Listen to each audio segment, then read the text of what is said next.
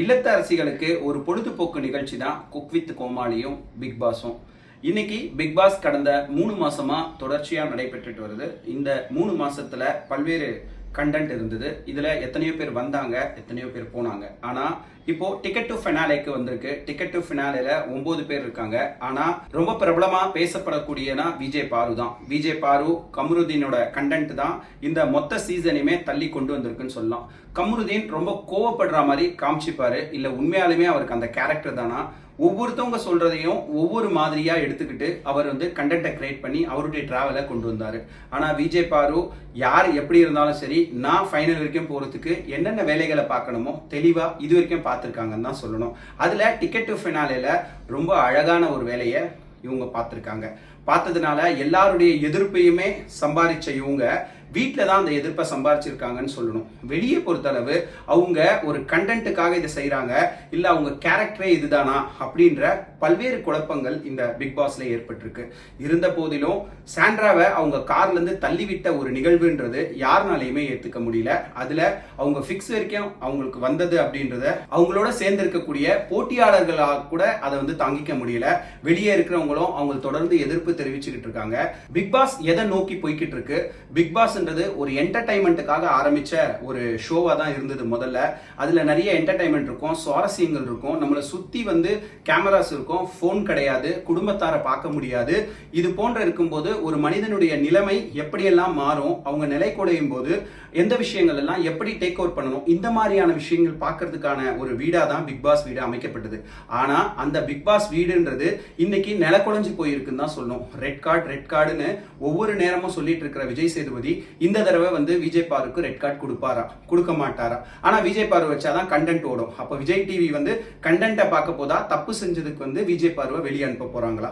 இது போன்ற பல கேள்விகள் எல்லாருக்கும் எழுப்பி இருக்கு. இருந்த போதிலும் சுவாரஸ்யமா பார்த்துட்டு இருந்த மக்கள் கூட விஜய் பாருவோட கண்டென்ட்டை பார்த்து ரொம்ப அசிங்கமா இருக்கு, இது அவங்களுடைய லவ் கண்டென்ட் ஒரு புறம், எந்தெந்த நேரத்தில் யார் யாரோட சேர்ந்து டிராவல் பண்ணா அவங்கள ஃபைனல் வரைக்கும் கொண்டு போக முடியும் அப்படின்றத மட்டும்தான் இந்த மொத்த சீசன்லயும் அவங்க பண்ணியிருக்காங்க. விஜய் பாரு, கமருதீன் இவங்க 2 பேரோட ஒரு ஆட்டம் தான் இந்த மொத்த பிக் பாஸையே நகர்த்திட்டு போயிருக்குன்னு தான் சொன்னாங்க. டிக்கெட் டு ஃபினாலேவை பொறுத்தளவு 9 பேர் உள்ள இருக்காங்க. விஜய் பாரு, கமருதீன், திவ்யா, சாண்ட்ரா, வினோத் இப்படின்னு மொத்தம் 9 பேர் உள்ள இருக்காங்க.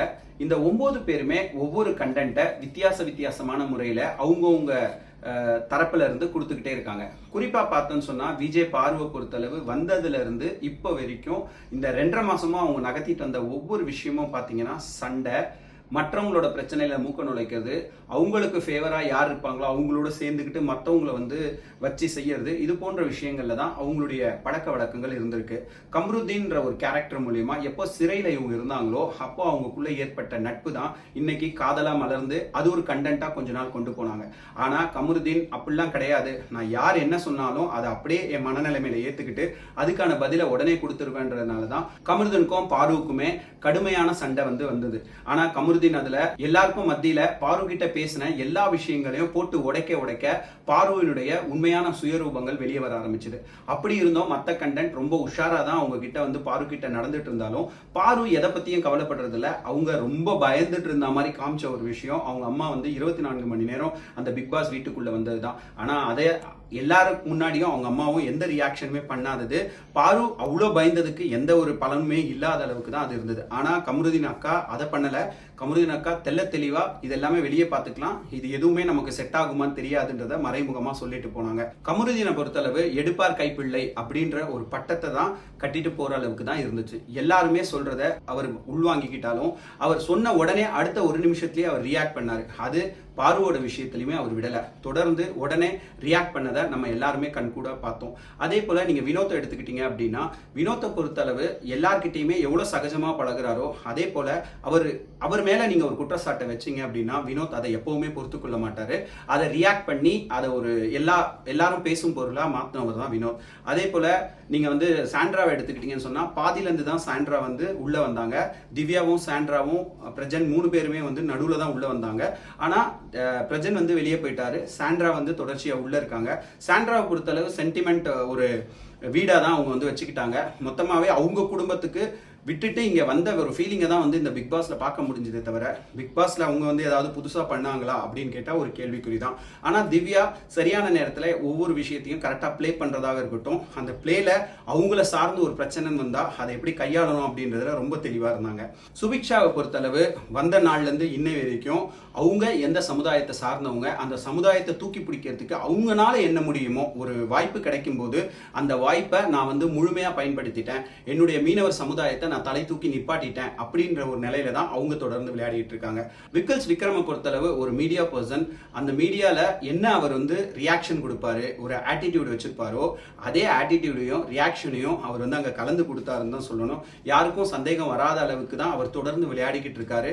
ஆனா அவருடைய உடல் பருமனை அவர் எதையுமே கவலைப்படாம ரொம்ப எஃபெக்டிவா தான் எல்லா கேமையும் அணுகுனாரு அப்படின்றத தான் அவர் சொல்லணும்.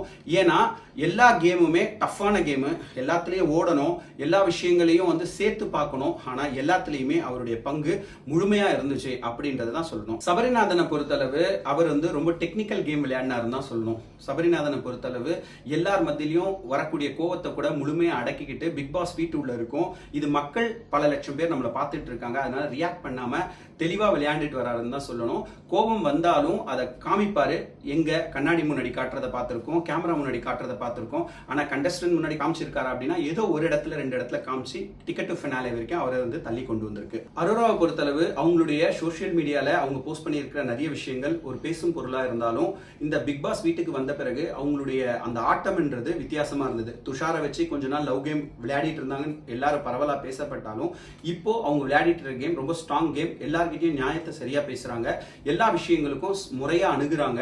அதே போல எல்லா விஷயங்கள்லயுமே அவங்க துணிச்சலா செயல்படுறாங்கன்ற மக்களுடைய ஒரு நல்ல ஒரு எதிர்பார்ப்பு கண்டஸ்டன்டா அவங்க மாறி இருக்காங்க. பிக் பாஸை பொறுத்தளவு கடந்த 8 சீசனை விட இந்த 9வது சீசன் மிகப்பெரிய பரபரப்பை ஏற்படுத்தி இருக்குன்னு தான் சொல்லணும். குறிப்பா சுவாரஸ்யமா விளையாண்ட ஒரு விஷயத்துல மிகப்பெரிய பரபரப்பு ஏற்பட்டிருக்கானா கிடையாது.